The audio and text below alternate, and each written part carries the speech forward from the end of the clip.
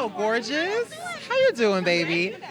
I remember when I had met you 3 years ago. It was BT Awards weekend at the hotel, and I was like, and you were like, it's me. And I said, baby, I love you. And we are here today. Now, Gabrielle, you are showing us Range. All of your shows, from a Black Lady sketch show, the Upshaws, the Big Door Prize. Now, let me know this. How important is versatility and range as an actress? You know what? For me, it is very important because you train in all of the range, right? You paid for that education. You studied the blood, sweat, and tears. You studied those lines. You've done the work. So to be able to have the opportunity to actually go into my actor belt and do the things that I love to do on such a wide variety of projects is such a blessing that I never take lightly. I pray and I thank God every day for that. And yeah, to me it's very important because the goal for me has always been, and I pray that Jamie Foxx is well and he gets better, but Jamie Foxx has 1,000% always been one of the people that I looked up to and aspire as an actor because he was never in a pigeonhole. He's been able to do sketch comedy, sitcoms, stand-up, film, as well as make music. So you're not going to pigeonhole no Jamie Foxx. So I feel like for me, it gave me that permission to feel like I can do the same. Has he given you any sort of advice over the years? Have you guys had a conversation where he's giving you any kind of advice or anything? Or what would that conversation for you even look like if you were talking to Jamie Foxx? What would you want that to look like?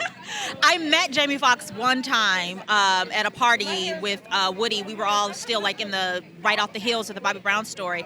And he had nothing but kind words for myself and Woody about it. But outside of that, I'm very shy, especially when it comes to people that I admire. So I didn't say a lot. I was like, okay, thank you. You know what I mean? And I think there was some wings on the table. It was a lot going on. But, people were eating. It was time to feast.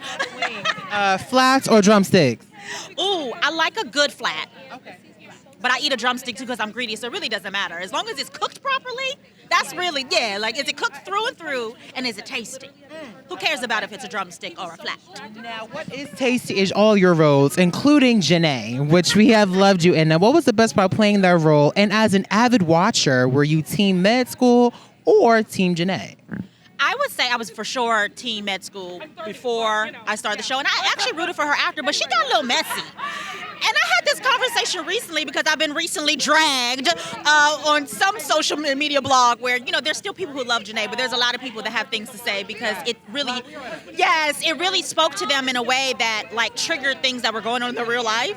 But I will say, if I had a friend, if Mel was my friend, would I advise her to have stayed in that situation over and over and over again? That relationship to me was real mad, toxic. So I feel like a lot of people will go back and watch the game and realize that they were rooting for the wrong things.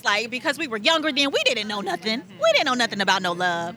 But I will say, at the end of the day, they got their team Mel, right? They got together, they wed, they did all of the things, and Janae scurried away on to New York with her boo and her baby. Okay. Would you ever reprise the role? Because the game is back for the second time. So would you ever come back as Janae if you were offered to come back? If I were offered, yes, I would entertain it. But I would can we have a conversation though?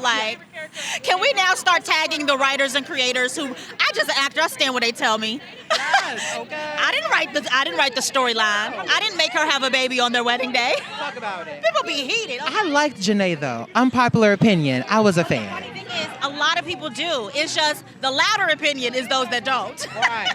Now, what opinion I will have is the guest stars are amazing this season on a Black Lady sketch show. With all of these guest stars, is there one guest star that you had on your vision board list for this season that didn't appear, but you would love to have them play with you guys next season? My answer will always be, as a former dancer, Janet Jackson is number one on my list, and then maybe Usher as well. I got Amarian up in there, so I feel like Usher's next. I'm saying, if he wasn't so busy with the tour, I feel like can we get him in and do 5, 6, 7, 8? Give me something. Little something. In the Actors Behind the Lens Speaking Seriously skits, okay, one of the actors is asked to share her fabulous 5 characters. Who are your top 5 actors of today's time who deserve their flowers in your opinion? Oh my gosh. Always the one and only Viola Davis.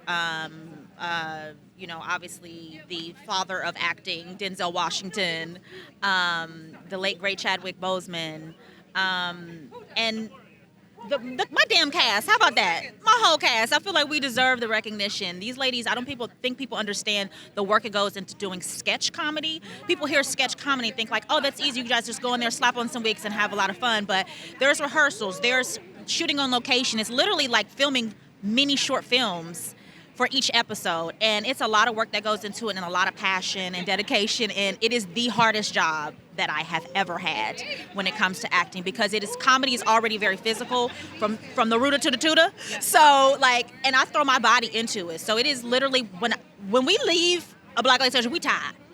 So I would say we deserve it. Now, final question, Gabrielle, before I let you leave.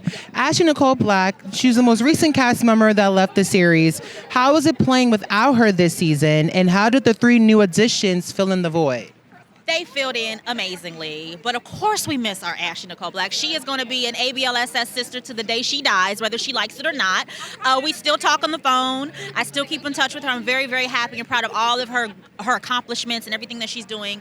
So yeah, we love her. We miss her. Maybe she gets to play with us one day in the future. But right now, Miss Ashley's booked and busy. Okay.